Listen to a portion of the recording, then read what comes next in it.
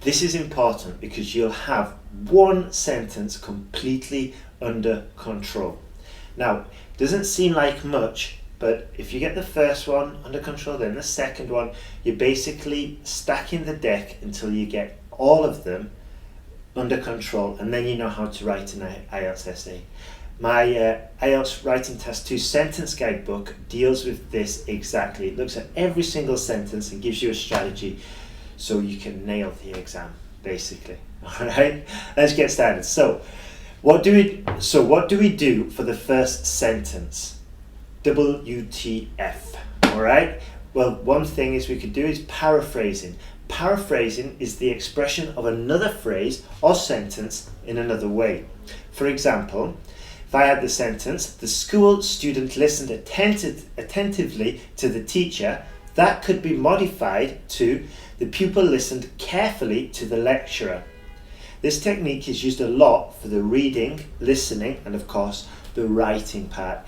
It's important because it helps you focus on the main topic in your own words, and it shows some variety in your writing. Also, if it's done correctly, it prevents redundancy and it makes your essay more appealing to the reader, in this case, the examiner. So how do we paraphrase? Well, let's have a look at 3 paraphrasing techniques to apply for IELTS Writing Task 2. First one, synonyms. Second one, verb transformation. And the third one, sentence restructuring. Let's have a look at the first one and how to do it, synonyms. So first, we read, we understand the question. Then we go through and we highlight all the key words in that question, and then try and generate and select some appropriate synonyms to use in the answer. So grab a pen and I want you to write down this question. If you don't get it first time, go back in the video and listen to it again. So, unemployment is one of the most serious problems facing developed nations today. What are the advantages and disadvantages of reducing the week to 35 hours? This essay topic asked the writer for the advantages, the advantages and disadvantages of one idea. So, we do not, in the first sentence, write our opinion. That's like going to the swimming baths, running, jumping and bombing, when you splash everyone. So don't do that.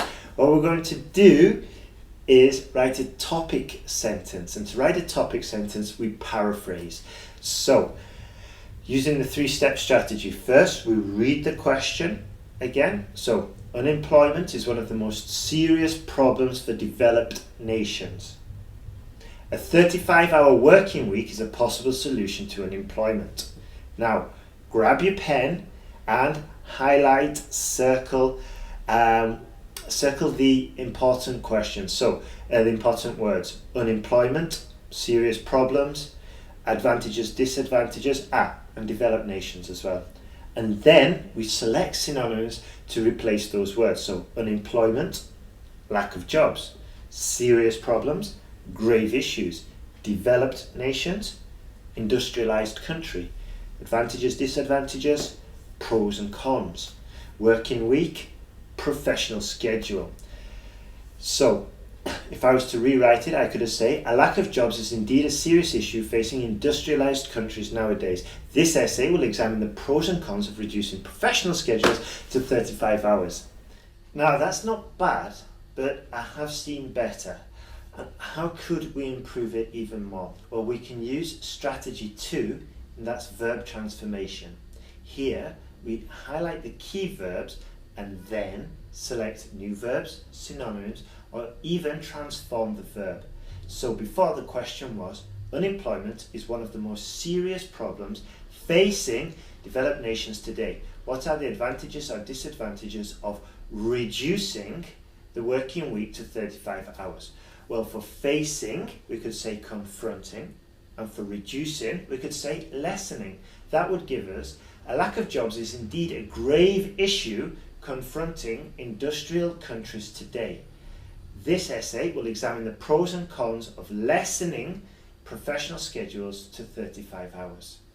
Now, another way would be to, instead of using reducing, we could use the noun and say reduction. Now, if we did this, we would have to modify the sentence a little bit, and it would sound like this. A reduction in working hours is among many possible solutions confronting developed societies nowadays. Now, a third strategy is called sentence restructuring, similar to before. What we'll do now is we'll do this, but we'll do it with the same example. Okay? Now, what you're supposed to do is explain, given the question, what we have to do in the answer of the first sentence is explain the advantages or disadvantages. So the question was, what are the advantages and disadvantages of reducing the working week to 35 hours? That could be paraphrased as, one should analyse the pros and cons of both sides, or we could also say, this essay will analyse the pros and cons. Now, one quick note, if you're using one, it does sound very formal. So unless you've got a really good ability with your English, and you're getting like 7s, 8s, or even 9s in your practice, when you're practicing writing your essays, then one could be a viable option for you. If you're not that good, then avoid it, because it sounds forced and it sounds a little bit unnatural. Now, a second note that I want you to take note of is that there in the introductions I'm avoiding using personal pronouns. I'm saying this essay will look at da da da da da. Okay, this essay, or in this essay we will da da da. No, sorry, this essay will. We avoid using we, my, I, all that, because it just makes the essay sound more academic. Now we've got those three strategies. Let's look at them on a different question and we'll go through it again. So grab a pen, get ready. Fantastic. Let's do it again. But let's look at a different type of question. One that is discussing the causes and suggesting solutions. So here's the question. Grab a pen and write the question down. Nowadays, many schools are using computer games to teach lessons to many children, inside and outside the classroom. What are the negative and positive effects of using computer games on education, and what can be done to minimize the negative effects? Provide solutions to minimize the negative effects. So we select synonyms to replace those key words. So nowadays, we could say in modern times. Schools, we could say academic institutions. Computer games, we could say electronic activities and exercises. For lessons, we could say courses, inside and outside the classroom, that's easy, we say at school and at home.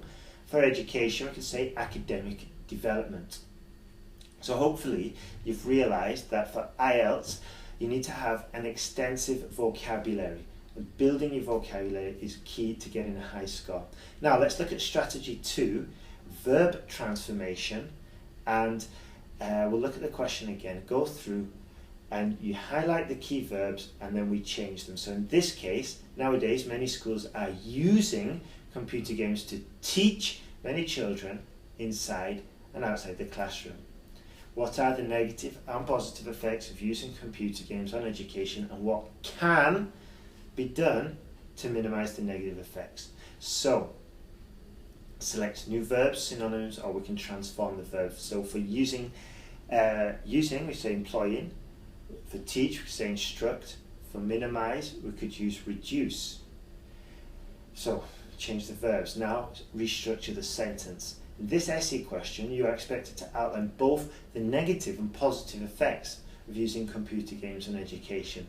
So the sentence, what are the negative and positive effects of using computer games in education, could be restructured into an answer format, and it would go like this. This essay will outline the drawbacks and advantages of employing electronic activities and exercises on academic development. The second question, what can be done to minimize the negative effects, can be transformed to solutions will be examined to mitigate the harmful impact of electronic activities. Okay, we're now ready to put the introduction together using the 3-step strategy. So, in modern times, many academic institutions are employing electronic activities and exercises to instruct courses to children both at home and at school. This essay will outline the drawbacks and advantages of employing electronic activities and exercises on academic development. Solutions will also be examined to mitigate the harmful effects of electronic activities. So, there we go. We've looked at the 3 different strategies. We applied them on 2 different types of questions, and hopefully this will help you get your introduction completely under control. Okay, as I said before, big vocabulary is necessary, very extensive.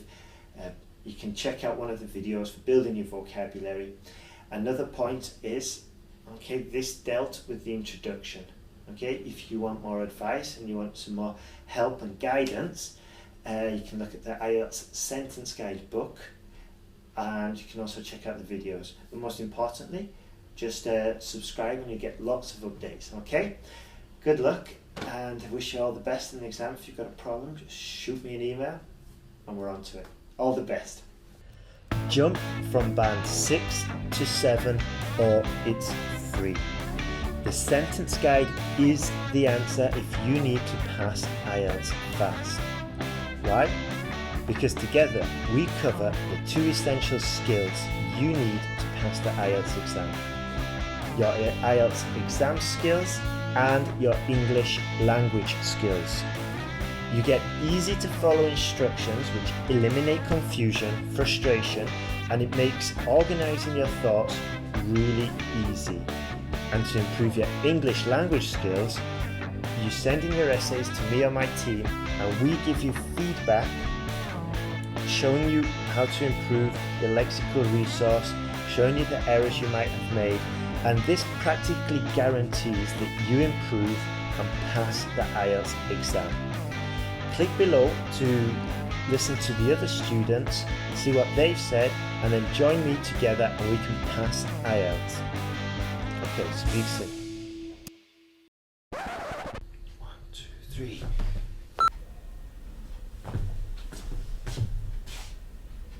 How can we improve it more? Cut. In this video, I'll give you a surefire way to start any IELTS Writing Task 2 essay.